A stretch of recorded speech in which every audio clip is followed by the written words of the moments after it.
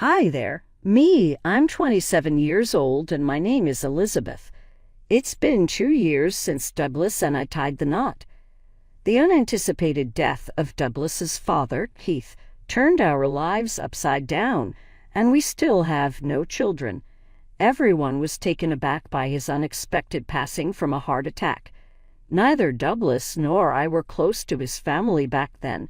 We were both living in a different state. As the youngest and only son of Keith, Douglas was expected to come home, according to Sutley, Douglas's uncle, who made the suggestion during the funeral.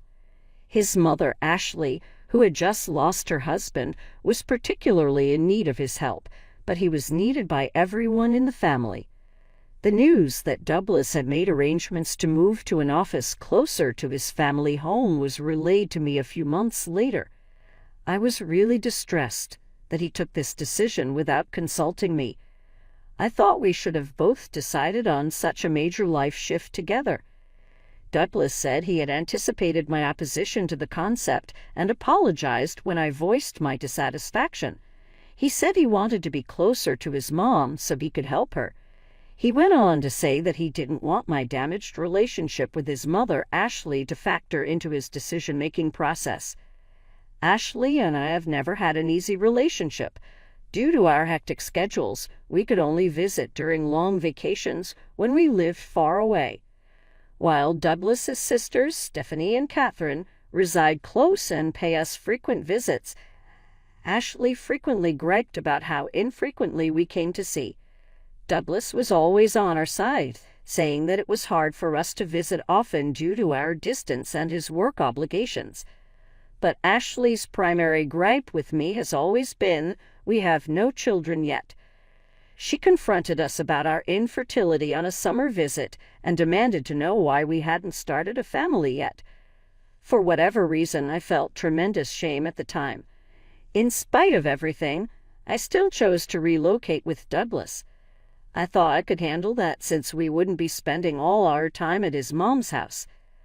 Ashley, to my surprise, appeared to be pleased with my choice. She went so far as to invite me over for tea a few weeks following our move. She had never before gone to such lengths, so I grudgingly agreed to accompany her. Ashley and Stephanie were waiting for me at their place when I got there. "Elizabeth, it's been so long," Stephanie replied with an air of sarcasm. "Since relocating here, why haven't you paid us a visit? It was a mistake for me to come. I was ecstatic when you chose to draw nearer, but it appears I was mistaken," Ashley said, her tone nearly gleeful. "Are you not fond of me?"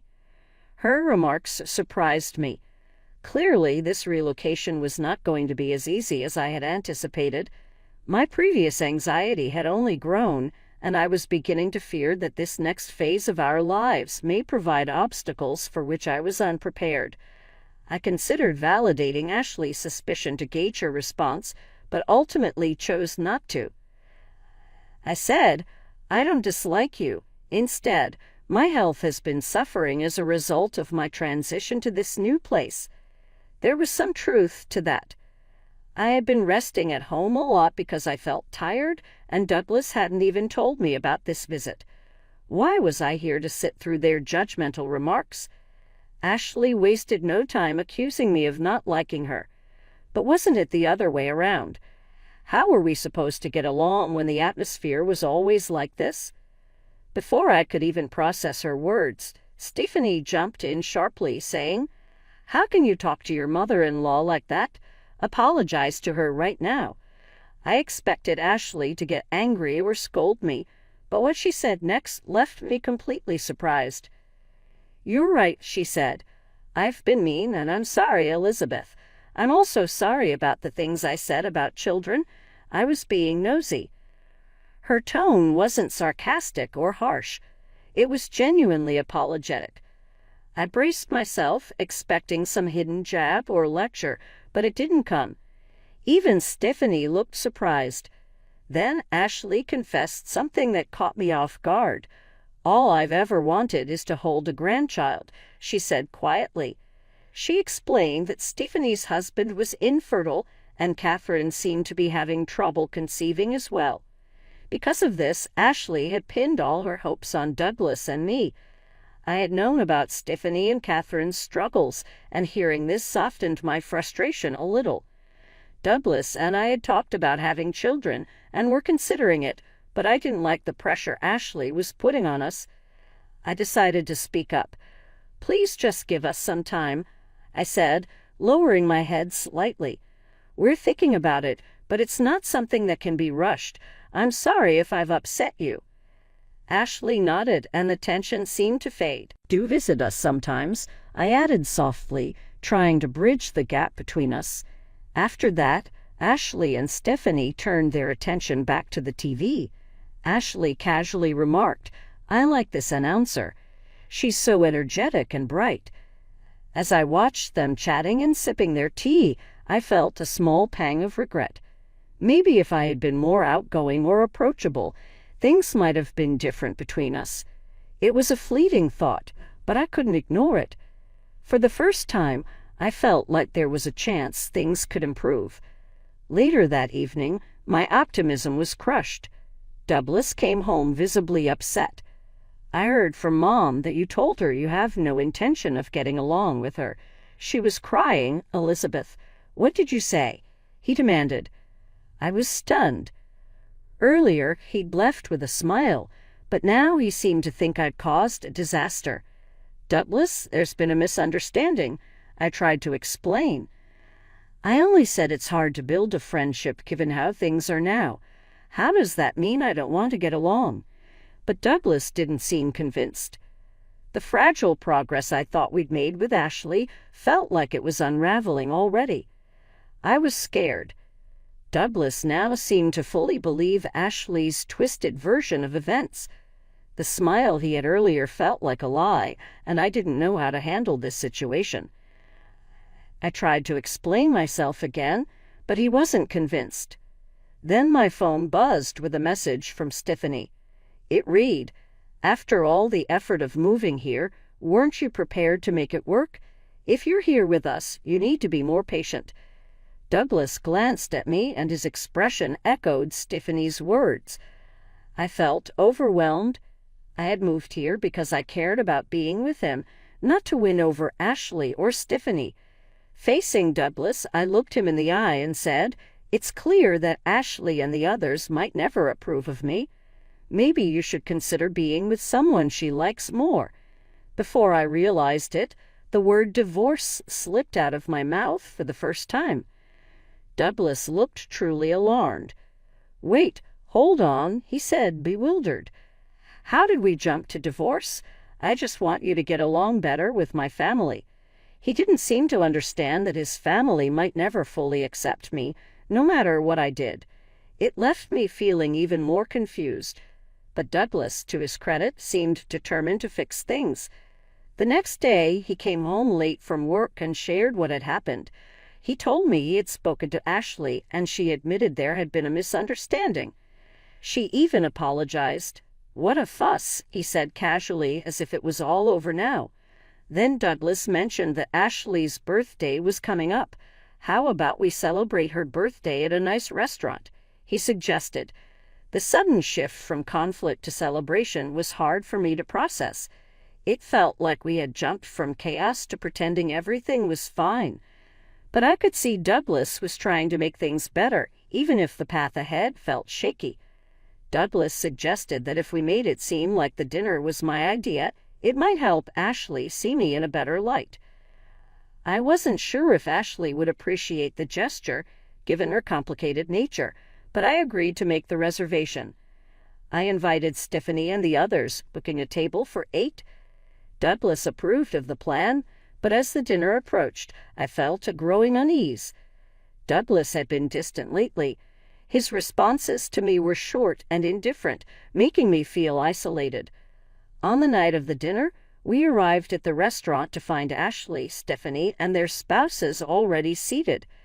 The host led Douglas and me to the table, giving us a polite but questioning look that only made my nerves worse.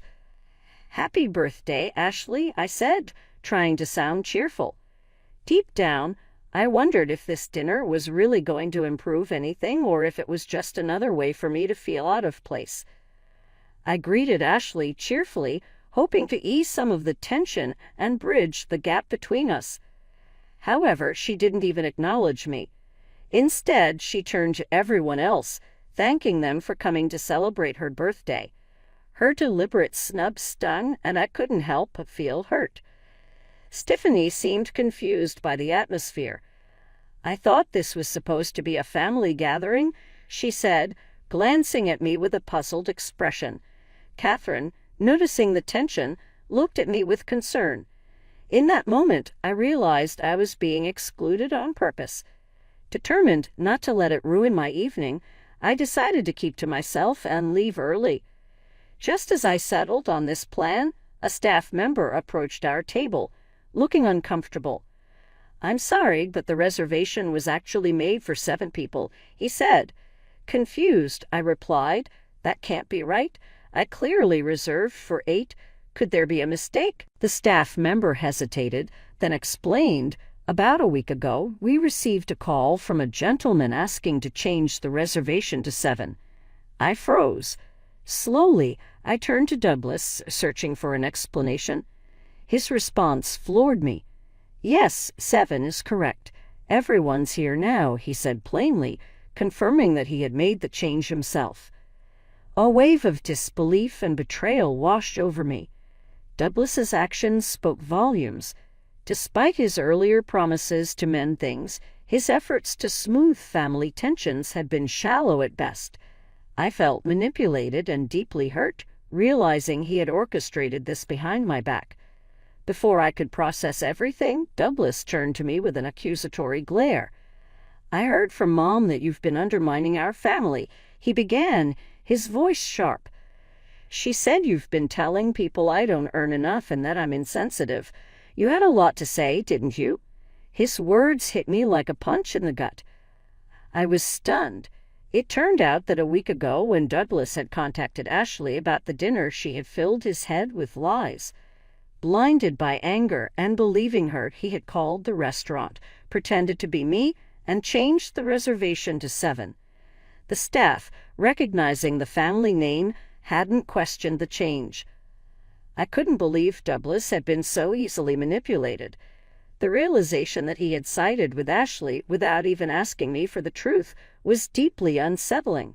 In that moment, I questioned why I was even there. I confronted Douglas, demanding that he apologize to everyone at the table and reflect on his actions. But instead of apologizing, he did something unexpected. He insisted that his actions were justified. "I just wanted to make sure things went smoothly," he said, as if that excused everything. His refusal to take responsibility made it clear that the distance between us wasn't just physical, it was emotional. I didn't know how or if it could be repaired. I thought about apologizing to my in-laws just to keep the peace. But deep down, I knew I couldn't do it.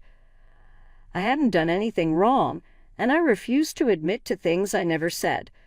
Besides, what was the point of a marriage where my husband believed his mother over me? Tears of frustration filled my eyes as I questioned why I had even followed Douglas here. Seeing my distress, Douglas began to panic, but it was too late. The damage had already been done. Ashley, watching everything unfold, had a smug smile on her face. Clearly, she was satisfied that her plan was working. Her manipulations had succeeded in driving a wedge between us. I looked at Douglas coldly and said, "Next time, marry someone younger and more obedient. Maybe then you'll have children and be happier." Ashley's response was swift and cutting. "Elizabeth, why don't you just go back to your parents' house? A daughter-in-law is always an outsider. I can't see you as family. You're not charming at all, so please leave quickly." Her words stung, but they also solidified my decision. "I'll leave even without you telling me," I said firmly. "I'd like to see anyone get along with someone as twisted as you." With that, I turned and walked out of the restaurant. Douglas stayed behind, silent, with his head in his hands. Just as I reached the exit, I heard someone calling my name. I turned to see Catherine and her husband hurrying after me. "Elizabeth, wait," Catherine said, clearly upset. "I can't stand it anymore. Mom and Stephanie haven't changed at all. I knew the gossip about you wasn't true." Catherine's words brought me a small sense of relief. In the middle of all this chaos, someone finally stood up for me. Her acknowledgement of the truth, though brief, felt like a lifeline. "I'm ready to cut ties with all this toxicity," Catherine added, her voice steady and resolute. It was a surprising moment of solidarity.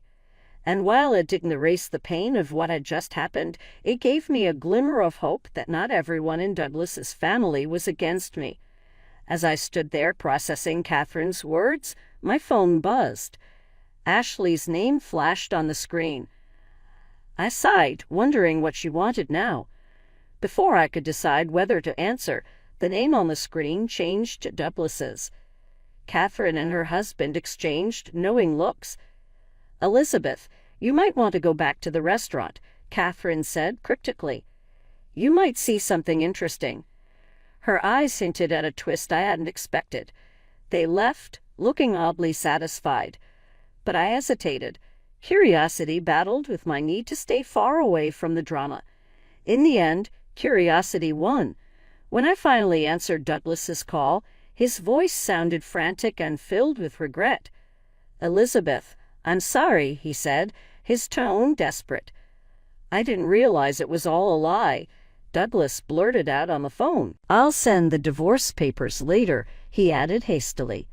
But then his tone changed. "Wait, can you come back, please? It's a lifetime request."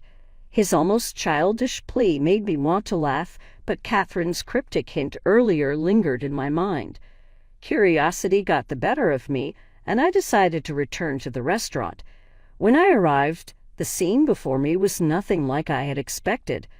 A crowd had gathered around Douglas's table, and at the center of it all was a local TV announcer, Ashley's favorite, speaking into a microphone. The atmosphere was thick with tension. Ashley looked flustered, stumbling over her words as she tried to explain herself. "No, that's not it. It's a misunderstanding," she stammered. Douglas and Stephanie sat awkwardly, their discomfort written all over their faces. They clearly hadn't anticipated this sudden turn of events. The announcer, holding the microphone with authority, pressed Ashley for answers. "You loudly declared in the restaurant that Elizabeth is an outsider and should leave. What did you mean by that? Please explain in detail."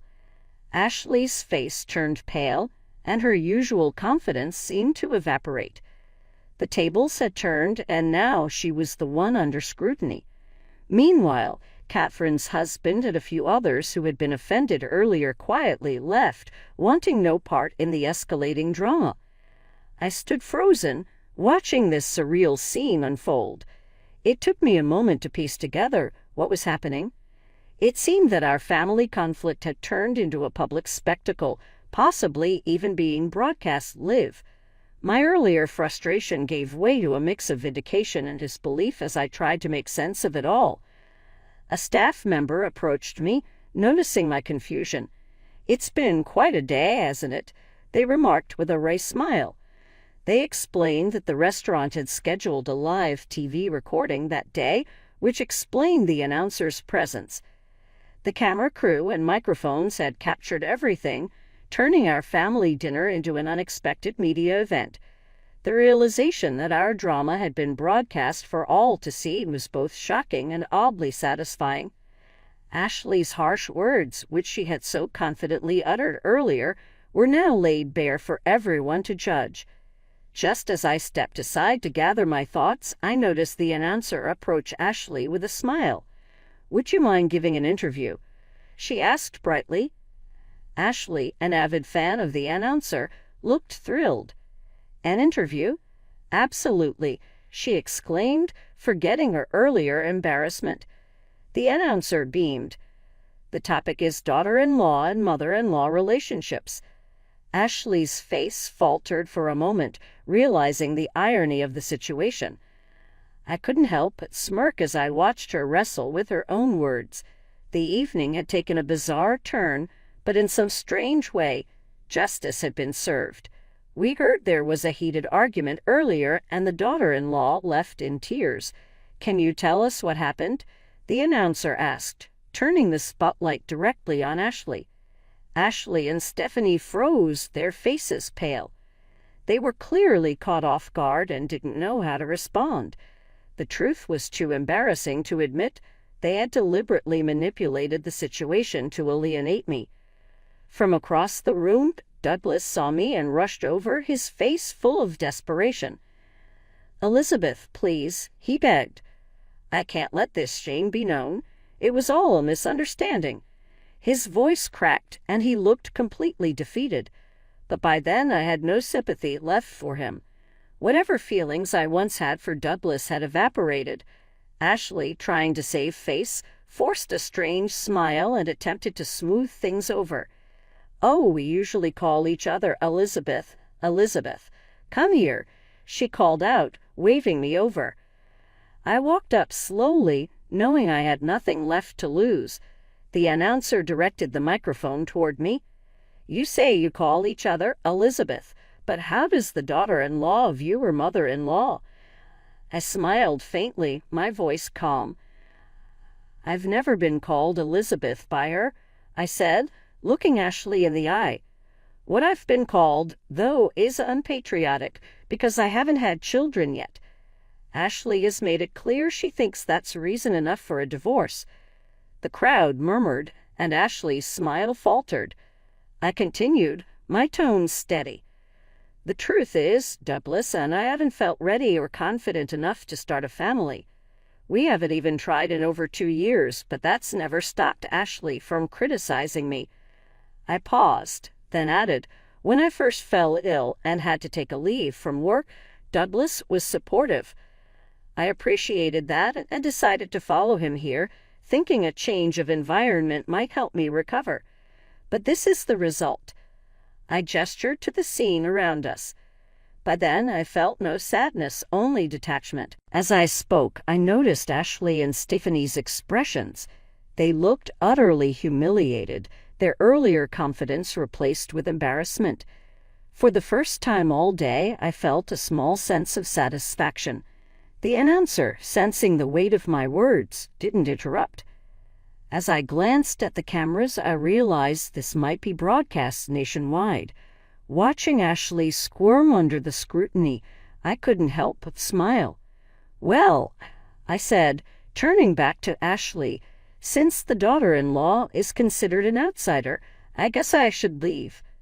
Goodbye." I walked out of the restaurant, ignoring the shouts and commotion behind me. The day had been long, chaotic, and emotionally draining, but as I stepped outside, I felt an unexpected sense of freedom. For the first time, I didn't feel weighed down by the drama. I felt lighter, as though I had finally let go of the toxic environment I had tried so hard to endure. And with that, I kept walking, savoring the release of leaving it all behind. Felt a mix of relief and satisfaction. After everything that had happened, even though Ashley and her family managed to prevent the footage from being broadcast, the incident had already caused quite a stir in our local community. The story spread quickly among relatives and acquaintances, becoming the center of gossip and speculation. After the drama, I returned to my room, packed my belongings, and moved back to my parents' house. I sent Douglas the divorce papers, but he took his time responding. Frustrated by the delay, I started considering hiring a lawyer to finalize things. To my surprise, Douglas showed up at my parents' doorstep one day. My father, Gerald, who is usually calm and composed, handled the situation firmly. Douglas apologized sincerely, saying he wanted to cut ties with his family and promising to trust me completely moving forward. But his words felt hollow to me. It was too little, too late. Gerald, visibly upset by the pain Douglas had caused me over the years, didn't hold back. "Why didn't you realize this sooner?" he asked sharply. "What have you done to Elizabeth all these years? Just sign the divorce papers and leave. Douglas's regret was written all over his face. Shaking, he handed over the signed divorce papers. His handwriting was shaky and barely legible, but it didn't matter.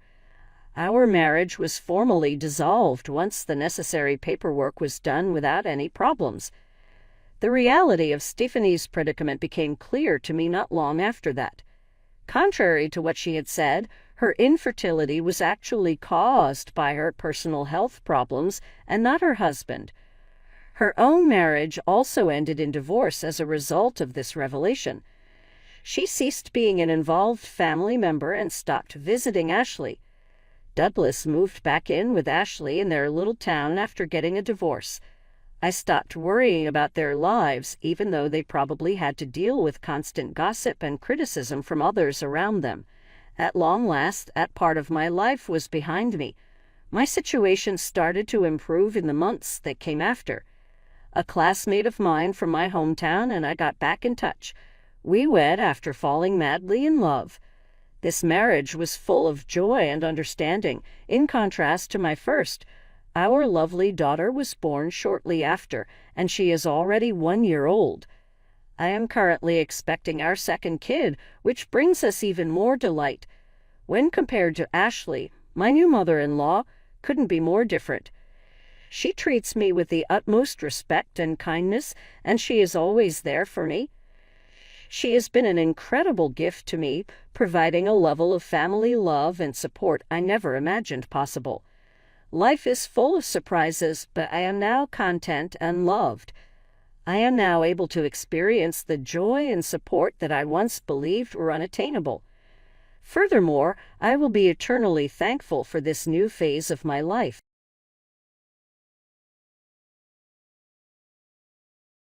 Hi, everyone.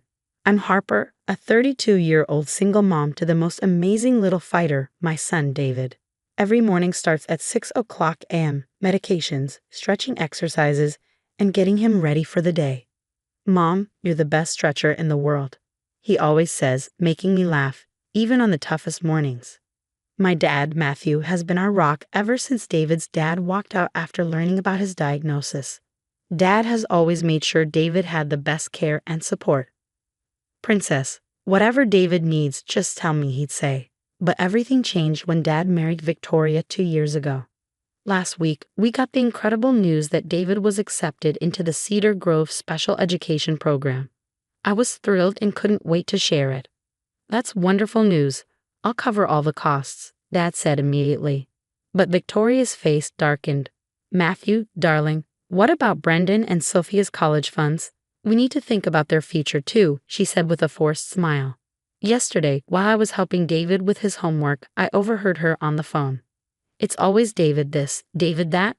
Matthew spends more time with his grandson than his own wife. And don't get me started on Precious Harper. She's got him wrapped around her finger with this whole single mom act.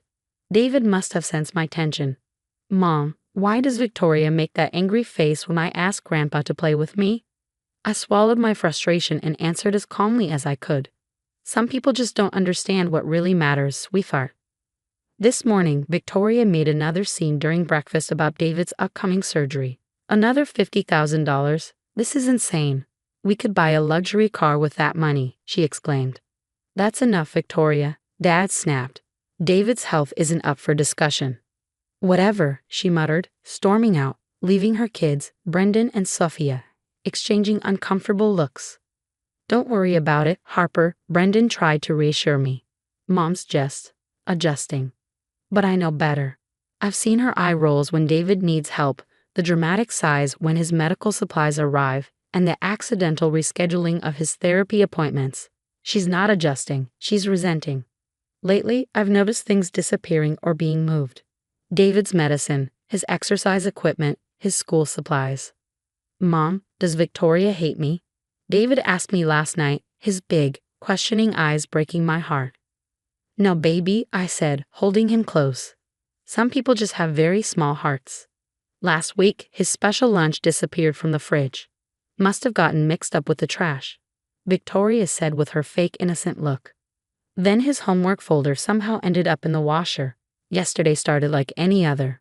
Ready for school, champ? I asked as I helped David into his wheelchair. He was extra excited because it was show and tell day. Mom, I can't wait to show everyone my science project. 3 hours later, the school called me at work. David fell, the voice said, and my heart stopped. At the emergency room, I found him looking so small and fragile in the hospital bed. The wheelchair just collapsed, Mom, he whimpered through tears. Everyone was watching. It hurt so bad. The doctor's words crushed me. The fall had aggravated his hip condition, and he would need corrective surgery. Later that night, I overheard Sophia and Brendan arguing in the hallway. We have to tell Harper, Sophia said, her voice shaking. Mom's gone too far this time. What exactly did you see? Brendan asked, his tone equally tense. I saw her in the garage this morning, Sophia replied. She was messing with David's wheelchair. She had a wrench, Brendan. She was loosening something underneath. I thought maybe she was fixing it.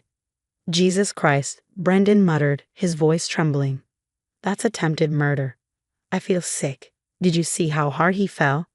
The video was all over the school's group chat. Everyone's asking questions. He could have broken his neck, Sophia. Our mom did that. Our own mother. I stood frozen, my blood turning to ice. The accidents, the missing items. It all made horrible, gut-wrenching sense now. What kind of monster would hurt a disabled child? Sophia's voice cracked. The same kind who's been making his medicine disappear. Brendan replied bitterly. Remember last month? She said she accidentally dropped his entire prescription down the disposal. We can't stay here, Brendan, Sophia said, her voice breaking. I can't even look at her anymore. Me neither, he replied. Did you see how she acted when they brought David to the ER? Like she was concerned. She kept saying, accidents happen, with that fake, sad voice. Meanwhile, David's lying there in pain because of her. Their words echoed in my head as I backed away silently. The rage building inside me was unlike anything I had ever felt. Victoria had deliberately hurt my son. Every part of me screamed to confront her. But I knew I needed to think this through. Would she confess? Would her children testify? Was there even a punishment severe enough for what she had done? Unable to sleep, I paced my room, my thoughts racing. Then I heard voices rising from downstairs. Moving quietly, I crept into the hallway. David trusted you. Sophia's voice was trembling with fury. Remember when he made you that Mother's Day card? And all this time you were? I can't even look at you. Please, Sophia, Brendan, don't do this. Victoria begged. We can work this out. Like how you worked out loosening his wheelchair. Brendan shot back, or spilling his medicine, or canceling his therapy behind everyone's back. Victoria's tone shifted, her voice sharp and venomous. Those spoiled brats have ruined everything. Ever since I married Matthew, it's been nothing but David this, David that.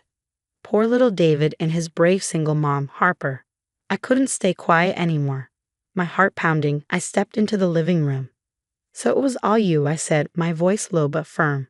Every accident, every missing item, every canceled appointment, you deliberately hurt my son. Victoria spun around, her face draining of color. You don't deserve any of this, she spat. You and your defective child. My son is worth 1,000 of you, I interrupted, my voice shaking with fury. And now everyone will know exactly what kind of monster you are. No one will believe you, she snapped. It's your word against mine. Really? I replied, narrowing my eyes. Your own children saw you. Are you calling them liars too? Victoria turned desperately to Sophia and Brendan. You wouldn't testify against your own mother, would you? Before they could respond, the front door opened. Dad was home early. His footsteps echoed through the hallway as he approached the living room. Victoria's face turned pale, her bravado crumbling. Everything was about to change. The tension in the room was palpable as Dad walked in. His expression shifted from confusion to concern as he took in the scene. What's going on here? He asked, his voice steady but wary. Matthew, thank goodness you're home. They're all attacking me, Victoria cried, her tone laced with desperation. She hurt David. Sophia burst out, her voice trembling with anger. Mom loosened his wheelchair on purpose. I saw her in the garage with a wrench that morning. Dad's face went pale. What? He whispered. That's ridiculous. Matthew, they're lying. I'm not finished, Sophia interrupted, tears streaming down her face. She's been sabotaging everything, his medicine, his appointments. She admitted it just now. Tell them, Mom, Brendan challenged, stepping forward. Tell him how you wanted to teach Harper a lesson. Tell him how you called David defective. Get out. Dad's words cut through the room like a blade. Matthew, please, Victoria pleaded, her voice cracking. I said get out, Dad repeated, his tone cold and final. I want you gone within the hour. My lawyer will contact you about the divorce. You can't do this to me, after everything I've done. Everything you've done? Dad stepped closer, his voice now a low growl. You mean trying to kill my grandson? Sabotaging his care? Making his life hell? Victoria tried one last time. Sophia, Brendan, please. Tell your father you want to stay with me. We're going to Dad's house, Sophia said firmly, her voice unwavering. Don't call us. Don't text us. Just leave us alone. 2 months later, David was recovering beautifully from his surgery. The divorce was finalized in record time, and once Dad's lawyers presented the full story, Victoria's attempts to claim alimony were swiftly denied. The judge's reaction to the wheelchair incident sealed her fate. Brendan and Sophia became regular visitors, often helping David with his physical therapy exercises. The Cedar Grove School program had been transformative for David. His teachers couldn't stop raving about his progress. He was making friends, his confidence was soaring, and last week, he even won the school science fair with a project on adaptive technology. Victoria occasionally tried to call Sophia and Brendan, but they never answered. She showed up at Dad's house once, but the new security system ensured she didn't get past the gate. David's laughter echoed through the house one afternoon as Brendan pushed him in his wheelchair, which they jokingly called their victory lap. Sometimes the best revenge isn't about getting even. It's about rising above. It's about building something beautiful from the ashes of betrayal. Victoria lost everything she valued, her marriage, her children, her social standing. But we gained something priceless, a stronger, more united family. And David? He gained 2 fantastic siblings who would move heaven and earth to protect him. Now I have a question for you. What would you do if you discovered someone had deliberately harmed your disabled child? Would you expose them immediately or gather evidence first? Share your thoughts in the comments. Did Victoria's kids make the right choice by leaving her immediately, or should they have tried to help her change?